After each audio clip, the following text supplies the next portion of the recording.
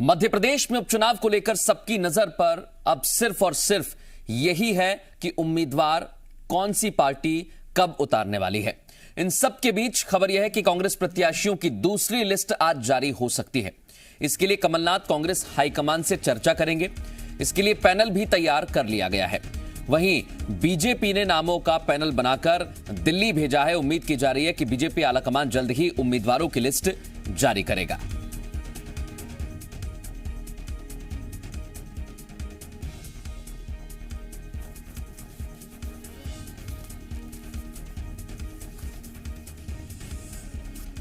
कांग्रेस प्रत्याशियों की दूसरी लिस्ट जारी हो सकती है। कांग्रेस हाईकमान से चर्चा के बाद मोहर लग सकती है उन नामों पर जो कांग्रेस की तरफ से उपचुनाव में उतरेंगे और भारतीय जनता पार्टी को टक्कर देंगे। कई सारे उम्मीदवार मैदान में हैं, अपनी दावेदारी ठोक रहे हैं और कांग्रेस जिताऊ उम्मीदवारों पर फोकस कर रही है। जोबट की बात करें तो वहां पर आदिवासी चेहरा कांग्रेस को चाहिए। सुलोचना रावत, क्योंकि पूर्व में कांग्रेस सबसे चुनाव जीती हैं, बड़ी नेता रही हैं क्षेत्र की, उन्होंने बीजेपी का दामन थाम लिया है और अब कांग्रेस ऐसे उम्मीदवार की तलाश में है जो जोबट से जीत दर्ज करे। वहीं खंडवा में अरुण यादव पीछे हट चुके हैं। उसके बाद दोनों सीट की बात करें, रैगाव या पृथ्वीपुर, तो एक सीट पर तो प्रत्याशी घोषित हो चुका है। दूसरी सीट पर कांग्रेस चाहती है कि वो सीट बीजेपी से छीने। खंडवा में भी बहुत सारे पैनल हैं जिन्होंने जांच की, पड़ताल की, सर्वे कराया और उसके बाद अपनी रिपोर्ट सौंप दी है। अब देखना यही होगा कि आखिर कांग्रेस किसे टिकट देती है।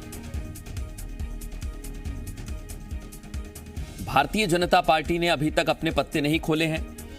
वहां पर खुले तौर पर तो नहीं, लेकिन दबी जुबान में बहुत सारे दावेदार अपनी दावेदारी अंदर खाने ठोक रहे हैं, पार्टी के नेताओं से अपनी बात कह रहे हैं और ये बहुत अहम हो जाता है कि आखिर कौन इस चुनाव में जीत दर्ज करेगा, क्योंकि यहां से एक कोशिश यही होगी पार्टियों की कि वो जीत दर्ज करें और फिर ये बताने की कोशिश करें, चाहे वो भारतीय जनता पार्टी हो या फिर कांग्रेस, अगर जीत होती है तो अपने आप को सर्वश्रेष्ठ बताने की होड़ भी लग जाएगी।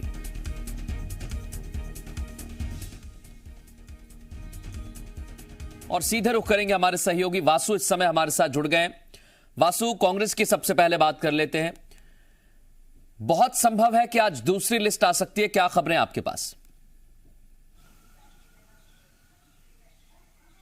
बिल्कुल मृदुल, देखिए पीसीसी चीफ कमलनाथ बीते 2 दिनों से दिल्ली में हैं और निश्चित तौर पर उसके पहले भोपाल में उन्होंने बड़ी बैठक की थी प्रभारियों के साथ। कांग्रेस जो इलेक्शन कोर ग्रुप की टीम है उनके साथ मीटिंग की गई थी और विशेष तौर पर जोबट और रेगांव सीट पर चर्चा की गई थी। तो आज ही संभवतः माना जा सकता है कि कांग्रेस अपनी जो सूची है वो जारी कर सकती है। लेकिन मृदुल, कहीं ना कहीं खंडवा सीट पर एक बार फिर से जो पैच है वो फंसते हुए नजर आ रहे हैं, क्योंकि जो सबसे प्रबल दावेदार खंडवा सीट से माने जा रहे थे अरुण यादव, उन्होंने अपना नाम वापस ले लिया है। ऐसे में उनकी जगह कांग्रेस किसको टिकट देती है ये अब देखने वाली बात होगी। हालांकि अगर भीतरी सूत्रों की माने तो कांग्रेस ने खंडवा सीट पर भी पैनल बना लिया है, जिसमें जो सचिन बिरला है उनका नाम सामने आया है, अवधेश प्रताप सिंह उनका नाम सामने आया है। इसके अलावा जयश्री ठाकुर, जिनके लिए सुरेंद्र सिंह शेरा जो कि निर्दलीय विधायक है, उनकी वाइफ है, उनके लिए लगातार वो कांग्रेस से टिकट की मांग कर रहे थे। तो संभवतः हो सकता है कि उनका नाम भी कांग्रेस ने पैनल में भेजा हो। लेकिन देखने वाली बात यह होगी कि आलाकमान की अंतिम मोहर किस नाम पर लगती है। इसके साथ ही रेगांव से उषा चौधरी दावेदारी कर रही थी। कल कांग्रेस विधायक रवि जोशी के घर पर एक बार फिर से बैठक की गई थी, उसमें भी वो मौजूद रही थी। और जोबट सीट को लेकर भी जो चर्चा है वो कांग्रेस में अंतिम चरण में पहुंच चुकी है और आज आलाकमान से चर्चा करने के बाद संभवतः शाम तक कांग्रेस जो है वो अपनी सूची जारी कर सकती है। मृदुल, बहुत धन्यवाद वासु तमाम खबरों के लिए। आप नजर बनाए रखिए, क्योंकि एक के बाद एक नए नए समीकरण हमें चुनावों में बनते हुए दिखाई दे रहे हैं। सुलोचना रावत और उनके बेटे विशाल रावत के बीजेपी में आने के बाद पार्टी में विरोध तेज हो गया है। अलीराजपुर में बीजेपी के सैकड़ों कार्यकर्ताओं ने इस्तीफा दे दिया। साथ ही भारतीय जनता युवा मोर्चा के जिला अध्यक्ष अभिजीत मोंटी डावर ने निर्दलीय चुनाव लड़ने का ऐलान कर दिया। अभिजीत मोंटी डावर ने नामांकन पत्र भी खरीद लिया है। उन्होंने कहा कि बीजेपी ने पैराशूट प्रत्याशी उतारकर कार्यकर्ताओं की भावनाओं के साथ खिलवाड़ किया है, जिसके बाद समर्थकों के साथ इस्तीफा देकर निर्दलीय चुनाव लड़ने का फैसला किया। दरअसल माना यह जा रहा है कि कांग्रेस छोड़कर बीजेपी में आई सुलोचना रावत और उनके बेटे विशाल रावत में किसी को भी बीजेपी टिकट दे सकती है। पार्टी में आए हैं, स्वागत है उनका, लेकिन उनको थोड़ा समय पार्टी में बिताना चाहिए। हमारी संगठन की रीति नीति को समझो और फिर चुनाव लड़े, तो हमें कोई आपत्ति नहीं। लेकिन अगर वो पैराशूट से उतरता है तो हमें चुनाव लड़ना है। हम लोग जमीनी कार्यकर्ता है तो हमें चुनाव लड़ना है, क्योंकि पार्टी को ये लगता है कि जब तक हम जनाधार नहीं दिखाएंगे तो पार्टी को लग रहा है हमारी उपेक्षा है कि हम उसमें हमको देख नहीं पा रहे कि हमारा जनाधार क्या है। जब तक हम चुनाव नहीं लड़ेंगे तब तक पता नहीं चलेगा उनको। वहीं खंडवा लोकसभा चुनाव को लेकर बीजेपी प्रदेश प्रभारी मुरलीधर राव ने पदाधिकारी और कार्यकर्ताओं को सम्मेलन में संबोधित किया। उन्होंने पदाधिकारी कार्यकर्ताओं में जोश भरा। मुरलीधर राव ने कहा, कोरोना के चलते इस बार चुनाव की परिस्थितियां बदल गई हैं। पोलिंग बूथ पर काम करने वाले कार्यकर्ताओं को एक एक मतदाता से सीधा संपर्क करना होगा और बीजेपी के पक्ष में वोट करने के लिए प्रेरित करना होगा। मीडिया से बात करते हुए मुरलीधर राव ने कहा कि बीजेपी के पास प्रत्याशियों की कमी नहीं है, जल्द ही प्रत्याशी घोषित कर दिया जाएगा। उन्होंने कहा कि कांग्रेस का मजबूत दावेदार तो पहले ही मैदान छोड़कर भाग गया। मुरलीधर राव के मुताबिक बीजेपी का हर कार्यकर्ता इस समय प्रत्याशी है और हर पोलिंग बूथ पर पीएम नरेंद्र मोदी हैं। हमारे पास इसकी कोई कमी नहीं है, समय पर डिक्लेयर कर देंगे। तो कौन होगा आखिर? क्या इतने सारे प्रदर्शन भी किए गए कई तरह के, तो हमारे कैंडिडेट तो पार्लियामेंट्री चुनाव समिति डिक्लेयर करेगी, केंद्रीय चुनाव समिति। और कांग्रेस पर क्या कहना चाहेंगे? कांग्रेस तो क्या भाई, लड़ाई से पहले ही अपने मैदान छोड़ने के लिए तैयार हो गई। वहीं कांग्रेस नेता और पूर्व केंद्रीय मंत्री कांतिलाल भूरिया ने खंडवा लोकसभा उपचुनाव में अरुण यादव और विक्रांत भूरिया के उम्मीदवारी से इनकार किया है और सफाई दी है। अपने बेटे विक्रांत भूरिया पर कहा कि विक्रांत ने कभी टिकट नहीं मांगा था। अखबारों में आई खबरों पर विक्रांत भूरिया ने सफाई दी थी।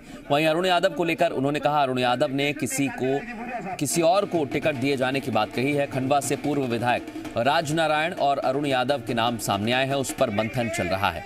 उन्होंने किसी भी तरह की नाराजगी की खबरों से इनकार किया।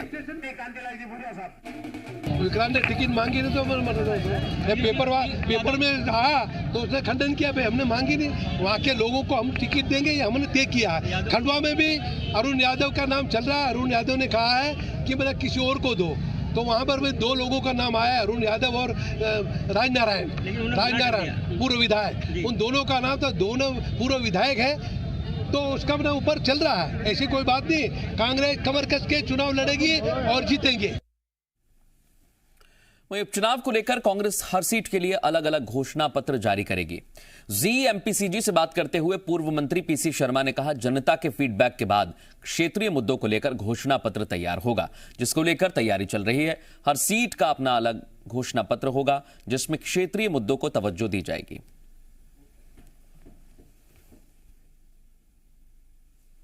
और इसमें मुख्य मुद्दे जैसे कोविड से लोगों की जान गई, 4 लाख उसमें मिलना था, और उसके बाद महंगाई 7वें आसमान पे है, डीजल, पेट्रोल, रसोई गैस, बेरोजगारी चरम सीमा पे है, कानून व्यवस्था ये सब है। लेकिन इसके साथ ही जो चारों जो क्षेत्र हैं चुनाव वाले, उनके जो लोकल मुद्दे होंगे उनको भी समाहित करके कांग्रेस पार्टी इस चुनाव में जाएगी। वहीं खंडवा पहुंचे मध्य प्रदेश के वन मंत्री कुंवर शाह ने कांग्रेस पर निशाना साधा, कांग्रेस को आड़े हाथों लिया है। अरुण यादव के चुनाव ना लड़ने के बयान पर तंज कसते हुए उन्होंने कहा कि पिछले दिनों मेरी जुबान क्या फिसल गई, कांग्रेस खुश हो गई। 2 दिन भी नहीं हुए कि उनका मजबूत दावेदार चुनाव मैदान से ही भाग खड़ा हुआ। विजय शाह यही नहीं रुके, उन्होंने कन्हैया कुमार को कांग्रेस पार्टी में शामिल होने पर भी निशाना साधा और कहा कि जेएनयू में कुछ लोग ऐसे हैं जो देशद्रोही विचारधारा के हैं, उन्हें देश का गद्दार भी कहा जाए कोई बड़ी बात नहीं। विजय शाह ने बीजेपी के कार्यक्रम में कार्यकर्ताओं को हर हाल में खंडवा सीट जिताने की बात कही।